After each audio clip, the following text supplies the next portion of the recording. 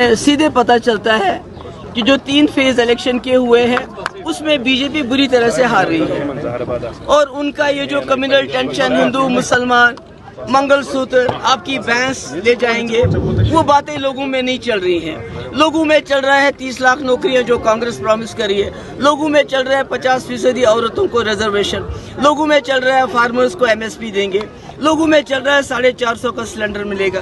तो लोग पहचान गए हैं कि बीजेपी सिर्फ धर्म के नाम पे इलेक्शन लड़ना चाहती है, वो लोगों के लिए कोई काम नहीं करना चाहती है, इसलिए वो हिंदू मुस्लिम का झगड़ा करवाना चाहते हैं, हिंदू मुस्लिमों को लड़ा के लोगों से वोट मांगना चाहते हैं। मुझे पूरा यकीन है कि अब लोग जाग गए हैं, क्योंकि अगर ये जमात दोबारा सरकार में आई तो ये संविधान को खत्म करेंगे, किसी के पास कोई हक नहीं रहेगा ना बात करने का और ना ही रिजर्वेशन रहेंगे। मैडम 2 सवाल है मेरे, ये किसी पार्टी के लिए मैं नहीं पूछ रहा हूँ क्योंकि ये कल आपके लिए, वैसे आपने ये फेस किया है, आपको क्या होगा।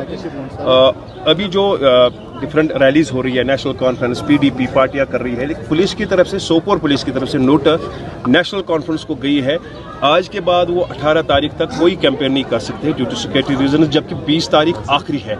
आपको क्या लगता है किस तरह का एक टेक्टिक्स है? मुझे लगता है ये बहुत गलत है। जो पुलिस है या कोई भी एडमिनिस्ट्रेशन है उनको बिल्कुल न्यूट्रल रहना चाहिए। मैंने भी त्राल जाना था, मुझे भी जाने नहीं दिया, सिर्फ 2 जगह पे मैं चली गई। मैं नारिस्तान जाना चाहती थी, नागबल जाना चाहती थी, और इलाकों में जाना मुझे भी नहीं जाने दिया।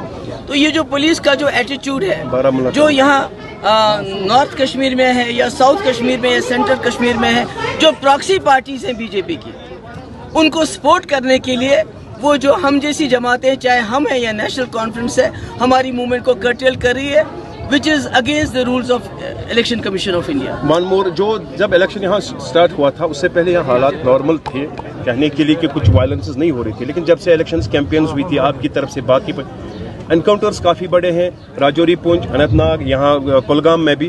तो आपको क्या लगता है? क्योंकि ये सवाल जब हमने फारूक अब्दुल्ला से भी किया, उसने क्लियर कट कहा है, मैं खून से लिख कर देता हूँ कि यहाँ हालात तब तक ठीक नहीं होंगे जब तक डायलॉग प्रोसेस पाकिस्तान से नहीं होगा। नहीं, मुझे डर है कि इस वक्त जो तमाम जो एजेंसीज का मतलब है, तमाम सरकार, बीजेपी की सरकार, सेंट्रल गवर्नमेंट, क्योंकि ये जो एनकाउंटर ज्यादा अनंतनाग और राजौरी, पुंछ की सीट में कराए जा रहे हैं, महबूबा मुफ्ती को रोकने के लिए ऐसा माहौल पैदा किया जा रहा है ताकि बाइकआउट हो, लोग बाहर ना आए, क्योंकि ये खुद कहते हैं मिलिटेंसी खत्म हुई, तो एनकाउंटर अचानक से कहां से शुरू हो गए।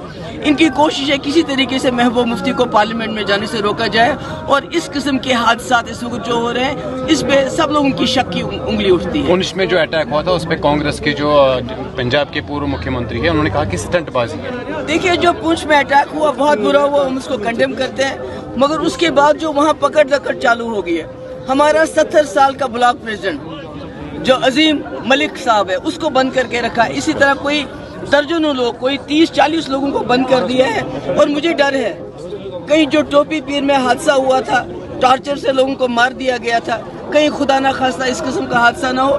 मेरी लेफ्टिनेंट गवर्नर साहब से गुजारिश है कि वो डायरेक्शन दे कि खम है पुंछ और राजौरी में लोगों